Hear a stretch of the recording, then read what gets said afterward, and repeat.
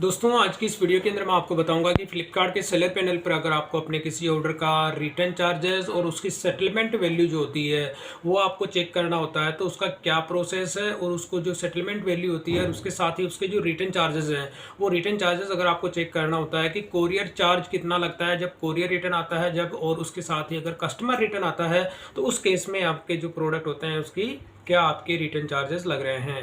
तो यहाँ पर अभी आपने देखेंगे मैं अपना फ्लिपकार्ट का जो सेलर पैनल है वो ओपन किया हुआ है और इसी के अंदर मैं आपको दिखा देता हूँ ऑर्डर्स के अंदर जो मेरे अभी एक्टिव ऑर्डर है मैं उसकी बात नहीं कर रहा, जो कंप्लीट हो चुके हैं यानी ऑर्डर्स के अंदर जाके मैं जो कंप्लीट मेरे हो गए कंप्लीट ऑर्डर, ये आप देखेंगे कि जो 30 डेज़ की जो रिपोर्ट होती है 147 जो ऑर्डर है जो कि कंप्लीट हो गए हैं। अब बेसिकली मैं आपको अपना एक ऑर्डर दिखाता हूँ, उस ऑर्डर के अंदर की पर्टिकुलर वो ऑर्डर जो होता है कि अगर एक ही सेम ऑर्डर, अभी इसकी प्राइस भी आप देखेंगे मैंने इंक्रीज़ नहीं की है, कि वो अगर कोरियर रिटर्न आता है तो उसके कोरियर रिटर्न के केस में क्या चार्ज लगते हैं, इसके साथ ही कस्टमर रिटर्न अगर वो होता है तो उस केस में फ्लिपकार्ट पर उसके कितने चार्ज आपके इसमें से डिडक्ट किए जाते हैं आपके अकाउंट में से।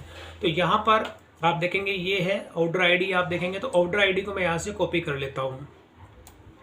तो ये जितने भी हैं ये सारे के सारे जो ऑर्डर आईडी आप देखेंगे तो ऑर्डर आईडी को ही आपको कॉपी करना है।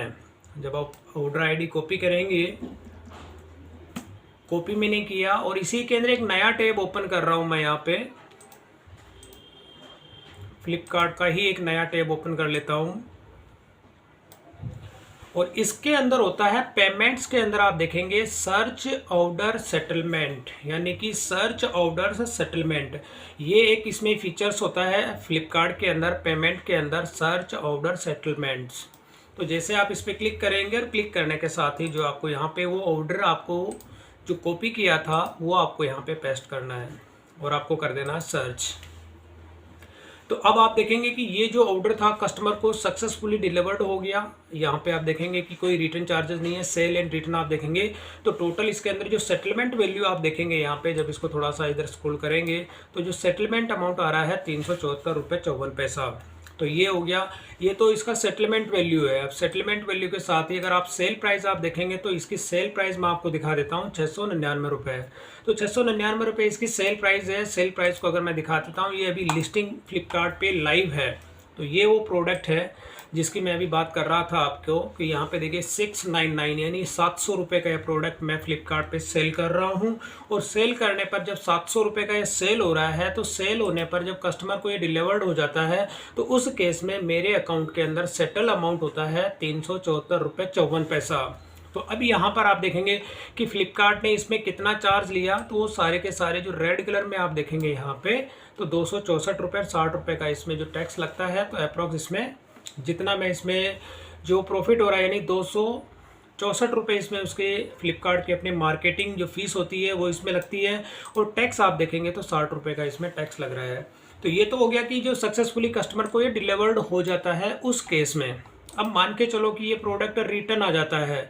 अब रिटर्न के अंदर क्या होता है, ये तो कंप्लीट था। अब मैं रिटर्न आपको दिखा देता हूँ यहाँ पे रिटर्न्स के अंदर ऑर्डर्स में जाके रिटर्न, और रिटर्न के अंदर मैं वही प्रोडक्ट आपको दिखाऊंगा अभी जो कंप्लीट हो गया, सारी रिटर्न मेरे को जो रिसीव हो गई है उसी की।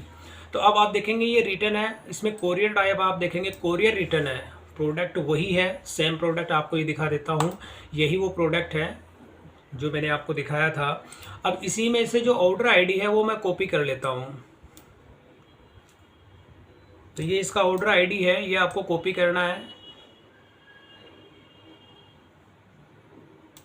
और कॉपी करके वापस मैं उसी के अंदर चला जाता हूँ। जैसे यहाँ पे सर्च जो था इसमें ऑर्डर के हिसाब से मैं इसे हटा के और यहाँ पे उसको पेस्ट कर देता हूँ। तो अब यहाँ पर आप देखेंगे sale and return, sale and return जो होती है यहाँ पे जीरो है। जीरो का मतलब होता है कि अगर आपका ये कोरियर रिटर्न आती है तो उस केस में आपको किसी भी तरह का इसमें कोई रिटर्न चार्जेस आपको नहीं लगता है। यहाँ पे आप देखेंगे जीरो है और सेटलमेंट के अंदर भी आप देखेंगे जीरो है। तो ये एक इसमें जो होता है कि 00 किसी भी तरह का कोई मार्केटिंग फीस इसमें नहीं लग रही है, कोई भी इसमें तरह टैक्स का जो डायरेक्शन है वो नहीं हो रहा है। तो कोरियर रिटर्न के केस में तो आपके इसमें चार्जेस नहीं लगते हैं। अब अगर यही रिटर्न अगर आपका कस्टमर रिटर्न होता है, तब मैं यहाँ पे सारी चीज़ देखता हूँ। कोरियर रिटर्न, इसी प्रोडक्ट को अगर कस्टमर रिटर्न करता है, कोरियर रिटर्न, ये कस्टमर रिटर्न ये प्रोडक्ट है वो, 1 मिनट, हाँ ये वाला। अब इसमें आप देखेंगे ये कस्टमर रिटर्न है, प्रोडक्ट वही है। प्रोडक्ट मैं आपको दिखा देता हूँ, सेम प्रोडक्ट वही है जो मैं आपको दिखा रहा था, यही प्रोडक्ट है। अब इसी के अंदर ये कस्टमर रिटर्न है। अब कस्टमर रिटर्न के केस में मैं इसका जो ऑर्डर आईडी है इसको मैं कॉपी करता हूँ, यहाँ से मैंने इसको कॉपी किया और कॉपी करने के साथ ही वापस मैं सर्च में जाता हूँ और सर्च में जाके मैं इसे करता हूँ यहाँ पे वापस सर्च। तो ये ऑर्डर आईडी इसमें सर्च नहीं कर रहा है, तो मैं इसका ऑर्डर आईडी 1 मिनट थोड़ा चेक कर लेता हूँ कि मैंने सही से, एक स्पेस इसमें एक्स्ट्रा लग गया था। ये देखिए अब यहाँ पर क्या होता है कि ये अब कस्टमर रिटर्न के केस में, अब कस्टमर रिटर्न के केस में क्या होता है कि माइनस के अंदर 415 रुपये 95 पैसा, यानी अप्रॉक्स आपको 416 रुपये, यानी कि कस्टमर रिटर्न के केस में जो होता है कि आपको इसके अंदर जो चार्ज लग रहे हैं वो इसमें फ्लिपकार्ट की जो मार्केटिंग फीस है वो 350 रुपये, तो इसमें ये फ्लिपकार्ट की जो मार्केटिंग फीस है वो लग रही है 352 रुपये 50 पैसा। इसमें टैक्स का जो डिडक्शन हो रहा है 63 रुपये 45 पैसा। तो इसमें जो होती है सेल प्राइस आपने देखेंगे कि 699 रुपये की सेल प्राइस है, और इसके अंदर आपसे जो लिए जा रहे हैं फ्लिपकार्ट ने 416 रुपये, यानी कि जो कस्टमर रिटर्न आती है तो उस केस में ये जो प्रोडक्ट होता है काफ़ी आपको जो है लॉस आपको इसमें देखने को मिलता है। तो अब इस केस में क्या होता है कि अगर मान ली कि आपको अगर कोई ये यूज़ प्रोडक्ट मिलता है या रॉन्ग रिटर्न मिलता है तो उस केस में आपका क्लेम अप्रूव हो जाता है। तो ये जो आपका जो रिटर्न चार्जेस होते हैं वो काफ़ी हद तक आपका थोड़ा सा इसमें ज़्यादा नहीं तो कम से कम अप्रॉक्स से 60 से 70% आपका जो है उसमें रिकवर हो जाता है। तो यहाँ पे मैंने आपको भी एक ही ऑर्डर का सेम ऑर्डर अगर कस्टमर को डिलीवर्ड होता है तो आपको कितना उसके अंदर मार्जिन मिलता है और कोरियर रिटर्न के केस में कितना चार्जेस लगता है। इसके साथ ही अगर कोई कस्टमर रिटर्न अगर ये कर देता है प्रोडक्ट को तो उस केस में आपको जो है इसका कितना चार्जेस आपसे लिया जाता है वो सारी की सारी इन्फॉर्मेशन मैंने आप लोगों के साथ में शेयर कर दी। तो इस तरह से आप अपने फ्लिपकार्ट के अंदर ऑर्डर वाइज जितने भी आपके ऑर्डर होते हैं उसका रिटर्न चार्जेस अगर आप चेक करना चाहते हैं या सेटलमेंट वैल्यू आप चेक करना चाहते हैं तो कंप्लीट सेटलमेंट वैल्यू आप इसमें चेक कर सकते हैं।